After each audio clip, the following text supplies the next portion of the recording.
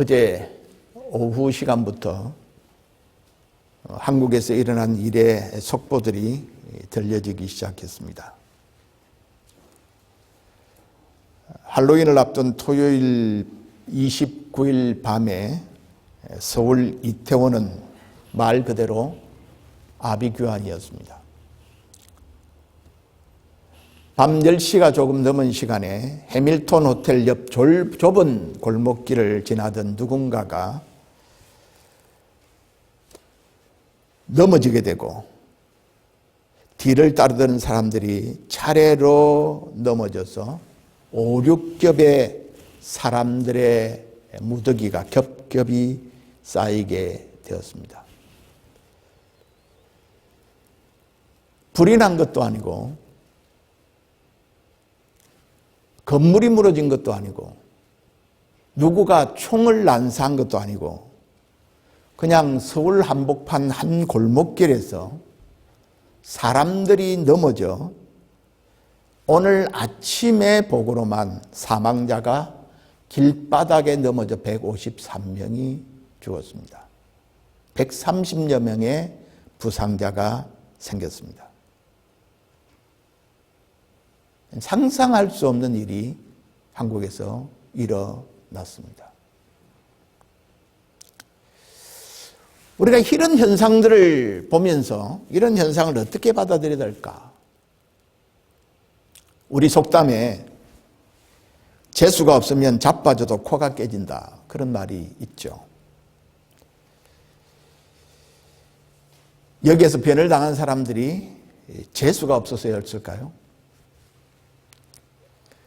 사망자들은 주로 20대 젊은 청년들이 다수라고 말합니다.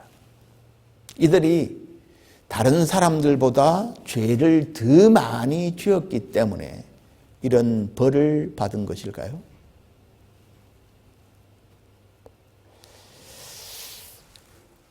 아마 어쩌면 오늘 한국 강단에서 이들이 할로윈 같은 마귀 짓에 참여했다가 벌을 받았다고 말하는 사람들도 있을지 모르겠습니다. 예수님 당시에 어떤 사람들이 빌라도가 갈릴리 사람들을 죽인 사건에 대해서 언급했습니다. 저들이 저렇게 죽임을 당한 걸 보니까 저 사람들은 죽을 짓을 했겠죠. 그때 예수님께서 이렇게 대답을 하시죠. 너희들은 이 갈릴리 사람들이 다른 사람들보다 더 죄가 많아서 이런 재앙을 받았다고 생각하지? 그렇지 않다. 너희도 회개하지 아니하면 이렇게 망할 것이다. 또 실로암의 망대가 무너져서 치여 죽은 18명의 사람이 있는데 이들이 예루살렘에 거하는 모든 사람들보다 죄가 더 많았기 때문에 죽은 줄 아느냐? 아니다. 너희도 만일 회개하지 아니하면 다 이와 같이 망할 것이다. 오늘 우리에게 일어나는 이런 비극은 우리에게 주는 하나님의 경고라는 것입니다. 우리는 오늘 하늘의 경고에 대하여서 우리가 어떤 반응을 보여야 하느냐 하는 것을 깊이 생각해 보기를 원합니다. 자, 오늘 우리 본문을 보겠습니다. 드디어 7 천사가 나팔을 불기를 시작합니다. 이것은 하나님의 경고의 나팔 소리입니다. 여러분, 나팔 소리가 들리십니까? 안 들려도 괜찮습니다. 나팔 소리가 울려 퍼짐에 따라 일어나는 현상들을 지금 우리도 보고 느끼고 경험하고 있는 것들입니다. 우리가 부인할 수 없는 것이라는 말이 있죠. 천사들의 나팔 소리가 울려 퍼질 때마다 자연계의 대지각 변동이 휘몰아칩니다. 첫째 천사가 나팔을 붑니다. 피 섞인 우박과 불이 나와서 땅의 3분의 1, 수목의 3분의 1이 불이 다 없어집니다. 둘째 천사가 나팔을 붑니다. 불 붙는 큰 산과 같은 것들이 바다에 던져지고 바다의 3분의 1이 피가 되고 바다 생물의 3분의 1이 죽고 배들의 3분의 1이 깨어져 수장됩니다. 셋째 천사가 나팔을 붑니다. 큰 별이 하늘에서 떨어져 강물의 3분의 1이 쑥과 같이 물이 오염되어서 사람들이 죽게 됩니다. 넷째 천사가 나팔을 불 때 어떤 일이 일어납니까? 하늘의 해와 달과 별들의 3분의 1이 빛을 잃게 됩니다. 참으로 끔찍한 일들이 일어나고 있지 않습니까? 여러분, 이것은 우리에게 뭘 지금 말해 주고자 하는 것일까요? 땅과 바다와 강물과 해와 달과 별은 인간이 살아가고 있는 우리의 자연 환경을 가르치는 것입니다. 하늘의 심판의 나팔 소리가 울려 퍼질 때 우리 인간이 살고 있는 인간의 보금자리인 자연계가 벌벌 떨고 파괴되고 오염되고 있는 것을 보여줍니다. 그렇습니다. 오늘 우리는 지금 오염되어 가고 있는 자연계와 파괴되어 가는 생태계 가운데 살아가고 있다는 것을 우리는 생각해야 합니다. 자연계가 파괴되는 것을 통해서 기상 변화들이 급속히 일어나는 것들을 보면서 우리는 종말이 가까웠다는 사실을 깨달아야 합니다. 왜 이렇게 날씨가 변덕이 심하지 요즘은? 이렇게 생각할 것이 아니라 그날을 준비해야 한다는 것이죠.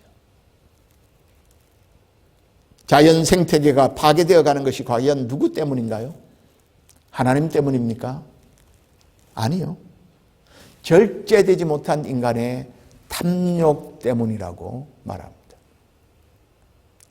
여러분, 마지막 심판의 때는 우리 코앞에 다가와 있습니다. 인간은 우리가 뿌린 대로 거두게 될 것입니다. 바울이 갈라디아서 교회들에게 말한 것처럼 스스로 속이지 말라. 하나님은 업신여김을 받지 아니하시나니 사람이 무엇으로 심든지 그대로 거두리라. 여러분, 우리가 지금 심고 있는 것을 거두고 있는 것입니다. 인간이 심은 대로 인간의 욕심을 따라 자연을 황폐하게 하고 파괴한 대로 지구는 점점 어려움을 경험하게 될 것입니다. 온난화가 가속화될 것이고 오존층은 심각할 정도로 파괴되어질 것입니다. 이제 머지않아서 우리가 함부로 외출하기도 힘들 정도가 될 것입니다. 북극과 남극의 빙하들은 계속해서 녹아내리고 있고 해수면들이 높아지고 있습니다. 의장은 점점 따뜻해져서 농부들의 어부들의 생존을 위협하고 있습니다. 기상이변도 지금 일어나고 있는 것은 시작에 불과합니다. 기근과 지진의 소식들은 더 많이, 더 자주 일어나게 될 것입니다. 재난에 대한 소식은 더 자주, 더 무섭게, 더 어이없는 재난들이 일어나게 될 것입니다. 의학의 기술이 발달하고 좋은 약들이 개발되고 있긴 하지만 인간의 욕심과 정욕으로 인해서 코로나 바이러스와 같은 새로운 신종 바이러스들은 언제든지 새롭게 만들어지게 될 것입니다. 겁나십니까? 그러나 여러분, 너무 쫄 필요는 없습니다. 너무 두려워할 이유는 없습니다. 하나님은 징계 가운데서도 긍휼을 베풀고 계시기 때문입니다.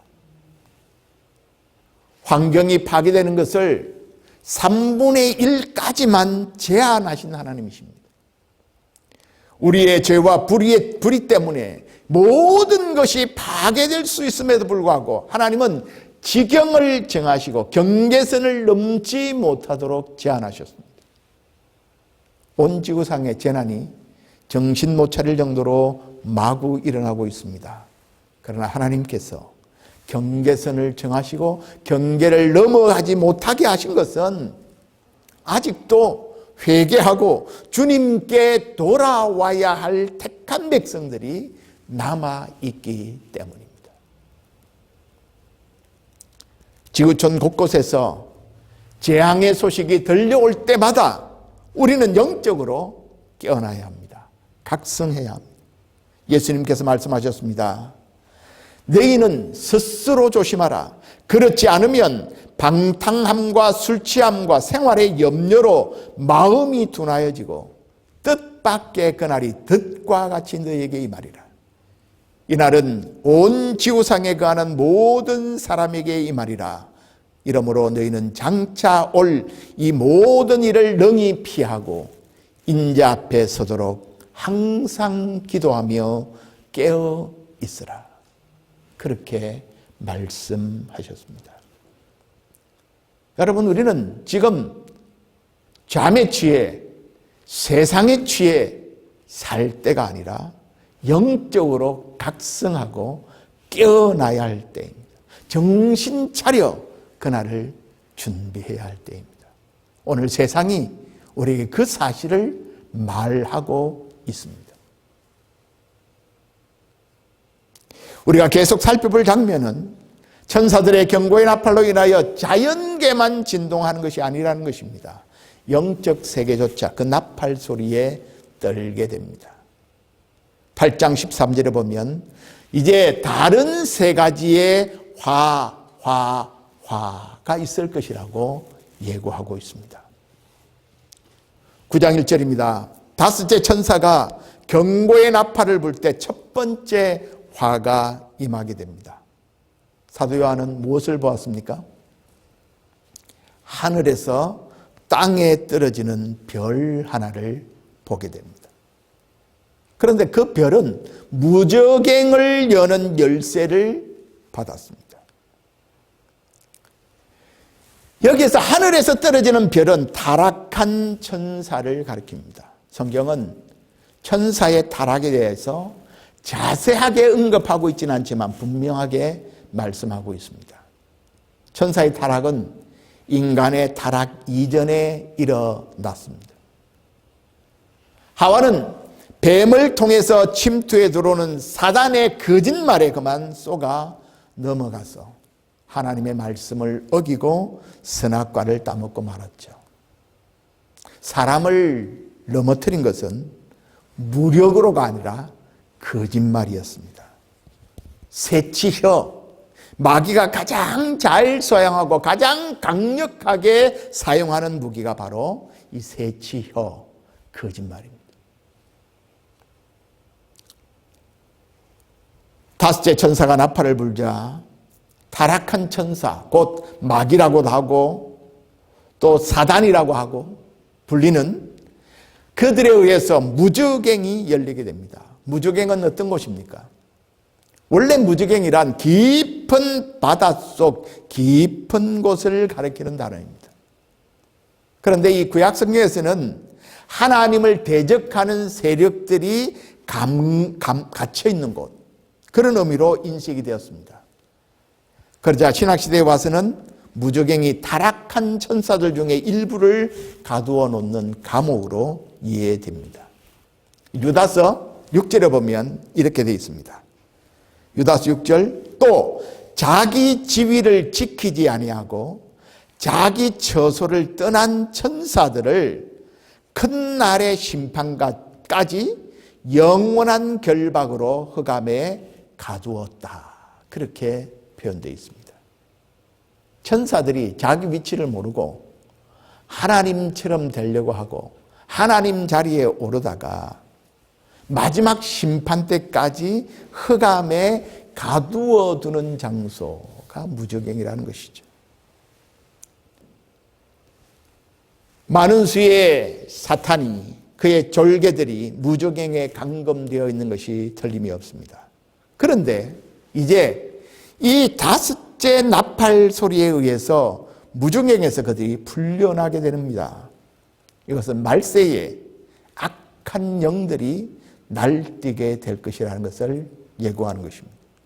성경은 말세에 고통하는 때가 이를 것이다 라고 말씀하고 있죠. 여러분, 인류가 경험하는 고통은 어떤 것입니까? 오늘 본문 2절에 보면 그가 무저갱을 여니 그 구멍에서 큰 화덕의 연기 같은 연기가 올라오매 해와 공기가 그 구멍의 연기로 말미암아 어두워졌다. 그렇게 표현되어 있습니다. 그러니까 그 무저갱에서 올라오는 귀신들의 수가 엄청나게 많아서 멀리서 바라볼 때 그냥 시커먼 연기가 올라오는 것처럼 보였다는 것입니다.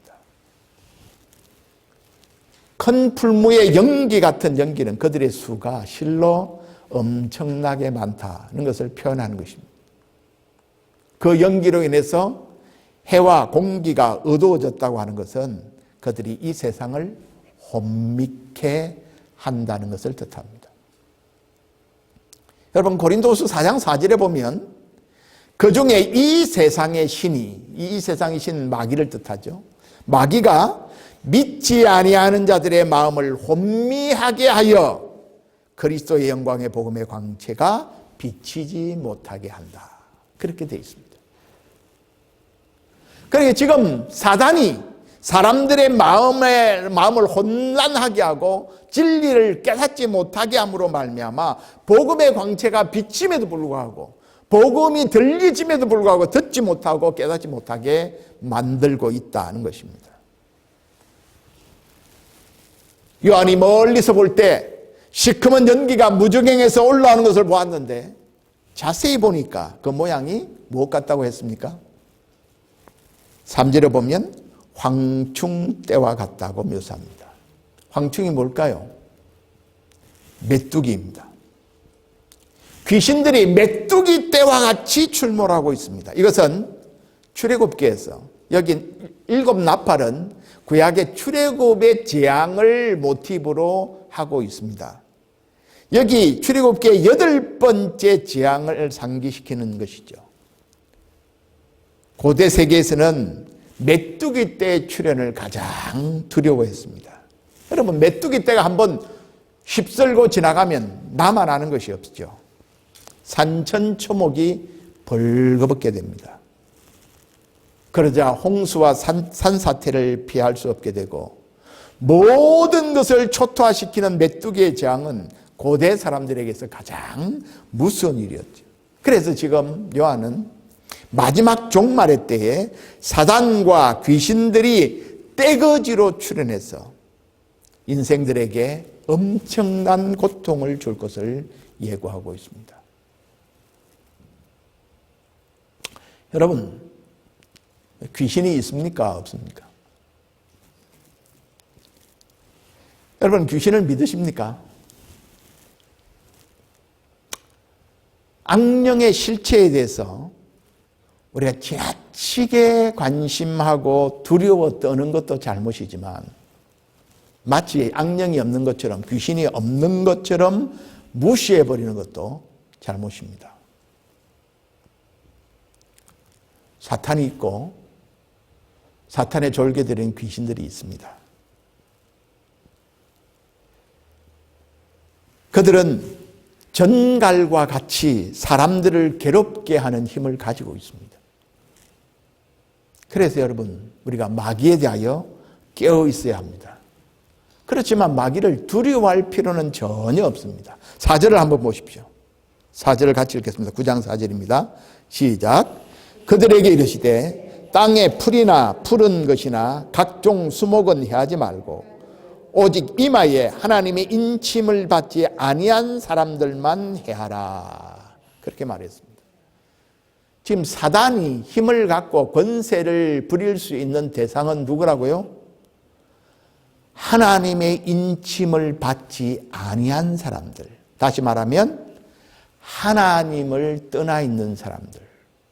그들에게만 사단이 힘을 쓸 수 있다는 것입니다. 물론 여기에 어려운 문제 하나를 풀어야 되지만 오늘의 주제가 아니기 때문에 이것은 넘어가겠습니다. 사단은 악에 속한, 하나님께 속하지 않은 자들에게만 왕노릇할 수 있습니다. 땅에 속한 자들, 택함을 받지 못한 인생들은 사탄의 종노릇이 되어 그의 졸개가 되어 처참한 고통을 당할 것입니다. 요한계시록에서 보여주는 건 뭡니까? 악인들은 악인들로 인하여 심판을 받는다, 그런 것을 보여줍니다. 실컷 불신자들은 사탄의 종노릇 하다가 사단에게 괴로움을 당하고 사단에게 죽임을 당합니다.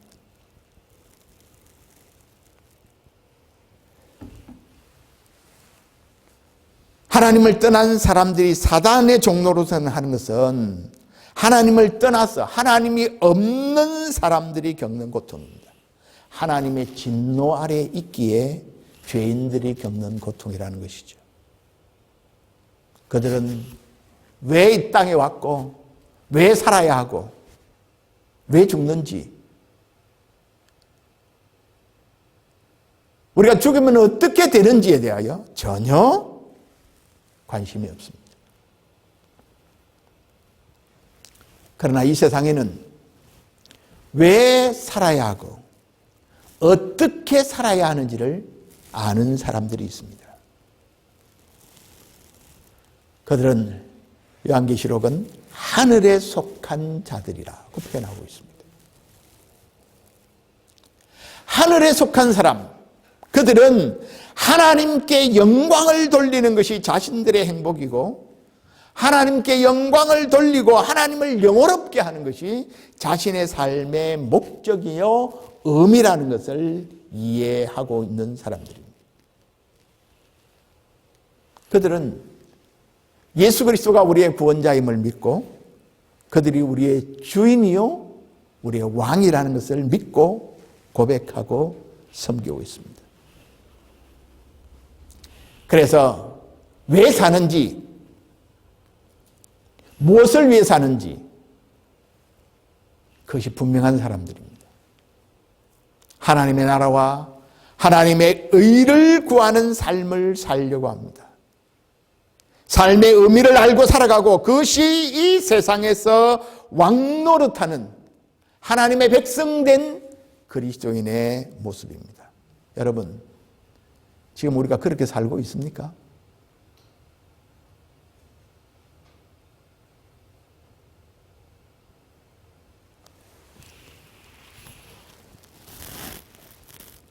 우리가 땅에 속하지 않았고 하늘에 속한 하나님의 백성이라면 우리의 삶이 의미 있고 가치 있고 하나님의 영광이 되고 하나님의 기쁨이 되는 삶을 사는데 몸부림쳐야 한다는 것이죠.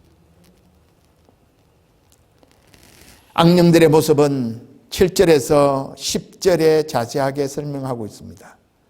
오늘 이것을 자세하게 설명하는 것은 생략하겠습니다. 이것은 뭘 표현합니까? 마귀의 강력한 힘과 능력을 보여주고 있습니다. 마귀는 힘이 있습니다. 강력한 힘과 능력을 갖고 있습니다. 그러나 여러분, 다시 말씀드리지만 두려워할 필요가 없습니다. 그들이 아무리 사납게 날뛰어도 하나님의 주권 안에서 하나님이 허락한 범위 안에서만 움직일 뿐입니다. 하나님이 허락하지 않으면 그들은 아무런 힘도 쓸 수 없습니다. 하나님이 그들의 힘과 권세를 제한하셨습니다. 그리고 결코 그들은 하나님이 인치신 하나님의 백성들을 건드리지 못합니다. 요한일서 5장 18절에 보면 하나님께로부터 나신 자가 저를 지키심에 악한 자가 저를 만지지도 못한다 그랬습니다. 그러면 여러분, 우리는 그냥 으르렁거리는 사단을 두려워하거나 겁낼 것이 아니라 그 사단을 통치하시고 다스리는 살아계신 하나님을 경외하고 두려워할 수 있어야 합니다. 성경은 말합니다. 마귀를 어떻게 하라고요? 대적하라. 근신하라, 깨어라. 너희 대적 마귀가 우는 사자같이 두루다니며 삼킬 자를 찾나니 너희는 믿음을 굳건하게 하여 그를 대적하라. 마귀는 우리가 대적해야 될 것이지 우리가 대접하고 굽신거려야 될 존재가 아닙니다. 사단아 물러가라. 우리는 마귀를 대적해야 합니다. 마귀가 우리를 유혹할 때마다 우리가 마귀에게 마귀의 조종을 받을 존재가 아니라는 것을 인식하고 마귀야 물러가라. 담대하게 외쳐야 합니다. 시험을 물리쳐야 합니다. 자, 이제 여섯째 나팔이 불릴 때 13절 이하입니다. 하나님 앞 금단 앞 네 뿔에서 한 음성이 나오고 있습니다. 여기서 보이는 금제단은 어떤 곳이죠? 성도들의 기도가 하나님께 드려지는 곳입니다. 지난주에 본 대로 요한계시록 8장 3절에서 5절에 살핀 것처럼 여섯째 천사가 나팔을 울려 불 때 나타나는 현상은 성도들의 기도의 응답으로 이루어진다는 것을 보여줍니다. 종말을 살아가는 하늘에 속한 하나님의 백성들은 이 땅의 불의에 대하여 저항하고 이 땅에 하나님의 온전한 통치가 이루어지기를 기도하고 간구해야 합니다. 누가복음 18장에 불의한 재판관을 향하여 계속해서 끈질기게 탄원을 올리는 가난한 과부의 모습은 오늘 이 시대를 살아가는 하나님의 백성의 모습이어야 합니다. 세상의 불의와 부조리를 보면서 성도들은 마음 깊은 곳에서 하나님 이 일에 개입해 주십시오. 하나님이 이 상황을 해결해 주십시오 하고 갈망하고 탄원해야 합니다. 성도의 기도를 통해 하나님의 심판이 일어납니다. 14절에 나팔 가진 여섯째 천사에게 말하기를 큰 강 유브라데에 결박한 네 천사를 놓아주라. 여러분, 유브라데 강은 에덴 동산에서 시작해서 전 세계를 윤택하게 한 큰 강입니다. 그리고 바벨론 문명이 생겨나게 한 강이죠. 사도 요한 당시에는 이 유브라데 강을 중심으로서 로마 제국과 파르티안 제국이 서로 대치하고 있었습니다. 당시에 파르티안 제국은 세상에서 가장 무서운 기마병을 보유한 나라였습니다. 파르티안 제국의 기마병들은 로마 제국에서는 가장 큰 위협이었습니다. 오늘 본문 16절 이하에 나타나는 기마병의 모습은 당시 1세기 로마 사람들이 두려워하고 있었던 파르티안인들의 기마병을 배경으로 하고 있는 것 같습니다. 유브라데 강유역에 결박된 네 천사들은 어떤 존재들일까요? 15절에 보니까 네 천사가 놓였으니 그들은 그 연, 월, 일, 시에 이르러 사람 3분의 1을 죽이기로 작정한 예비된 자들이라. 그들은 하나님의 심판을 수행하기 위하여 준비된 악한 천사들입니다. 하나님의 심판을 수행하기 위해서 타락한 천사들이 예비되어 있고 이들이 결정적인 순간에 하나님의 심판의 도구로 쓰임을 받게 될 것이라고 말합니다. 잠언 16장 4절에 보면 여호와께서 온갖 것을 그 씌움에 적당하게 지으셨나니 악인도 악한 날에 적당하게 사용될 것이다 라고 말씀하고 있습니다. 하나님은 최후의 심판의 날에 도구로 쓰기 위하여 타락한 네 천사들을 묶어 두었습니다. 그런데 이제 하나님이 작정한 때에 그들을 풀어놓고 있습니다. 여러분, 성경이 무엇을 말하고 있는지를 보십시오. 인류의 끔찍한 재앙이 인류가 많이 모인 곳에서 발생할 것입니다. 여러분, 어제 일어난 이태원의 압사 사건도 좁은 골목길에 수많은 사람들이 몰려서 도미노처럼 넘어져서 쌓이고 해서 숨을 쉬지 못해서 발생한 것입니다. 옛날에 어른들이 늘 그런 말 했죠. 얘야, 사람 많이 모인 곳에 가지 마라. 여러분, 사람이 많이 모인 곳은 그만큼 사고나 어려움이 발생할 확률이 높아지는 것이 분명하죠. 마지막 때의 인류는 대학살의 공포에 떨게 될 것입니다. 그래서 사람들이 많이 모여 사는 곳이면 더더욱 위험할 것입니다. 과학과 문명이 발달하면 인류가 행복해질 것이다. 그렇게 생각했던 때가 있었습니다. 그것이 착각이라는 것을 1차, 2차 세계대전을 경험하고 난 다음에 많은 사람들이 깨닫습니다. 기술 문명이 발달할수록 전쟁과 재난으로 인해서 끔찍한 대학살은 비례해서 늘어날 것입니다. 우리는 과학 문명, 기술 문명, 의학의 발달에 막연한 희망을 거는 일에 경종을 울려야 합니다. 그것이 우리를 행복하게, 안전하게 할 수 없다고 말해야 합니다. 자, 계속해서 본문을 보십시오. 18절에 보면 17절에 바벨론 문명의 핵심 근거지인 유브라데 강 유역에 결박한 네 천사가 풀려납니다. 본문에 놓아주라 그랬죠. 하나님이 그들의 권세와 능력을 제한해 오셨지만 이제 그 제한을 풀어준 것입니다. 그들이 가지고 있는 파괴의 욕망을 마음껏 실현하게 될 것입니다. 그들의 역할이 무엇입니까? 15절에 말한 것처럼 연, 월, 일, 시에 이르러서 사람 3분의 1을 죽이기로 준비된 자들입니다. 그들의 역할은 전쟁을 통해서 사람의 3분의 1을 죽이는 일입니다. 여러분, 16절에 보면 풀려난 네 천사가 동원한 마병대가 실로 엄청나죠. 마병대의 수가 얼마라고요? 2만 만이면 얼마입니까? 2억입니다. 2억. 여러분, 1세기 당시에도 지금도 2억의 마병대를 동원할 나라는 없습니다. 이것은 그들의 수가 엄청나게 많다는 것을 의미하는 강조용법이죠.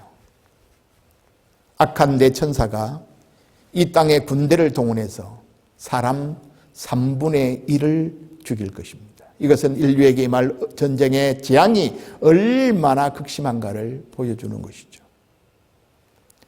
네 천사가 동원하는 군대의 모습을 보십시오. 17절, 이들은 환상 가운데서 그 말들과 그 위에 탄 자들을 보니 불빛과 자줏빛과 유황빛 호심경이 있고 또 말들의 머리는 사자머리 같고 그 입에는 불과 연기와 유황이 나오더라. 이 세 재앙, 곧 그들의 입에서 나오는 불과 연기와 유황으로 말미암아 사람 3분의 1이 죽임을 당하리라 그랬습니다. 여러분, 이 마병대는 네 천사들이 운용하는 무기들이란 것이 틀림이 없습니다. 그 입에서 세 가지 재앙이 나오는데 불과 연기와 유황. 여러분, 이것은 인류가 심판을 당할 때 경험한 공통적인 현상이죠. 소돔 고모라가 파괴될 때부터 오늘 우리가 경험하는 전쟁과 폭탄 테러, 결국 불과 연기와 유황으로 사람을 해야 합니다. 사람을 죽이는 모든 일의 배후에 역사하는 것은 악한 천사들이 활동하고 있다는 것을 알 수 있습니다. 그러나 다시 말씀드리지만 두려워할 필요는 없습니다. 은혜로우신 하나님께서 그들의 욕망과 권세를 3분의 1까지만 제한하고 있기 때문입니다. 왜 하나님께서 이 사단의 권세를 이렇게 제한하십니까? 거기에는 두 가지 이유가 있습니다. 첫째는 택하신 자들 때문입니다. 마태복음 24장에 예수님께서 말세의 때를 예언하시면서 이렇게 말씀합니다. 이는 그때 큰 환란이 있겠습니다. 창세로부터 지금까지 이런 환난이 없었고 후에도 없으리라. 그날들을 감하지 아니할 것이면 이제 모든 육체가 구원을 얻지 못할 것이나 그러나 택하신 자들을 위하여 그 날들을 감하시리라. 하나님이 택한 백성들을 구원하기 위하여 심판의 때의 제한을, 심판의 범위를 제한하고 있다고 하는 것입니다. 두 번째는 회개하기를 바라시기 때문입니다. 우리가 우리 눈앞에서 보진 않았지만 고개에서 들려온 이태원 사고와 같은 이런 끔찍한 재앙을 보면서 우리는 회개를 촉구하는 하늘의 소리를 들어야 합니다. 러시아와 우크라이나 사이에 일어난 전쟁의 참사를 보면서 우리가 이것을 보며 두려워하며 주님께 회개하며 나아갈 수 있는 기회로 삼아야 합니다. 그러나 너무나 불행스럽게도 이런 재앙에도 불구하고 하나님의 은혜와 긍휼로 남아있는 자들이 회개하지 않습니다. 회개하기를 거부하는 자들은 오히려 더 심각한 죄를 더하고 있습니다. 오늘 20절과 21절이 그것을 말해주고 있죠. 20절, 21절 같이 읽겠습니다. 시작. 이 재앙에 죽지 않고 남은 사람들은 손으로 행한 일을 회개하지 아니하고 오히려 여러 귀신과 보거나 듣거나 다니거나 하지 못하는 금, 은, 동과 목석의 우상에게 절하고 또 그 살인과 복술과 음행과 도둑질을 회개하지 아니하더라. 여기 20절, 20절 회개하지 않는다는 말을 두 번이나 쓰고 있습니다. 그들은 하나님에 대해서 알 수 있는 기회가 있음에도 불구하고 하나님을 섬기지 않고 오히려 우상 숭배의 죄를 빠집니다. 살인의 죄, 그리고 마술의 꾀, 음란과 도둑질의 죄에 빠집니다. 스스로 회개할 수 있는 기회를 거부합니다. 오늘 20절, 21절에 회개하지 않는단 말이 두 번이나 거듭 강조되는 것을 보면 그들이 얼마나 완악해져 있는가를 잘 보여줍니다. 참 안타까운 그 보도는 이태원 사고로 사람들이 지금 죽어가고 한쪽에는 구급대원들이 심지어 민간인들도 사람들을 살리고자 막 이렇게 심폐소생술을 하고 있는데 일부의 젊은 사람들이 구급차의 이 경광등, 이게 아마 그 디스코텍에 이 반짝불로 착각을 했는지 거기에 맞춰서 떼춤을 추고 했다는 거 아닙니까? 한 목격자가 이태원의 할로윈은 귀신들의 축제가 아니라 악마들의 노름판이었다. 그렇게 말합니다. 물론 일부 술에 취한 사람들의 행동이겠죠. 그러나 그런 장면에서도 사람들은 회개하지 않는다는 것입니다. 말씀을 맺습니다.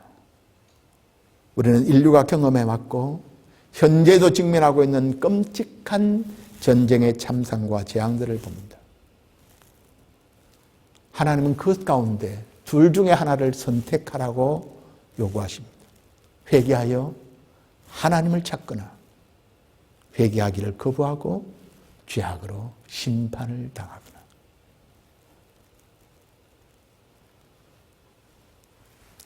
하나님의 백성들은 이런 것들을 볼 때마다 하나님께 단언하는 기도를 드려야 합니다. 하나님, 속히 주의 나라가 하늘에서 이룬 것처럼 이 땅에서도 이루어지게 해 주시옵소서. 그리고 주의 나라가 이제 곧 임박했다는 사실을 인식하고 세상에 깨어 주님을 맞이할 수 있도록 도와주십시오. 그리고 우리는 남아있는 자들에게 아직도 회개할 하나님의 백성이 있다는 것을 생각하고 끊임없이 그들이 하나님께 돌아올 수 있도록 입을 벌려 복음을 전해야 합니다.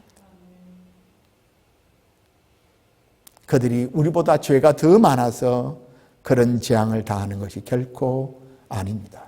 만일 우리도 회개하지 않으면 그들처럼 망할 것을 보여주시는 하나님의 경고의 나팔 소리입니다. 아직도 세상 가운데 회개의 길을 열어놓고 사람들을 부르시는 하나님의 마음을 품고 그것을 전달할 수 있는 우리가 되기를 바랍니다. 하나님의 심판이 얼마나 두려운지를 우리는 이미 아는 자로서 아직도 기회가 있을 때 힘써 복음을 전하는 주의 자녀들이 될 수 있기를 바랍니다. 우리 모두가 깨어있는 마귀를 대적하고 하나님의 자녀로 하늘에 속한 자로 하나님과 더불어 살아가는 깨어있는 주의 자녀들이 될 수 있기를 주님의 이름으로 축복합니다. 아멘.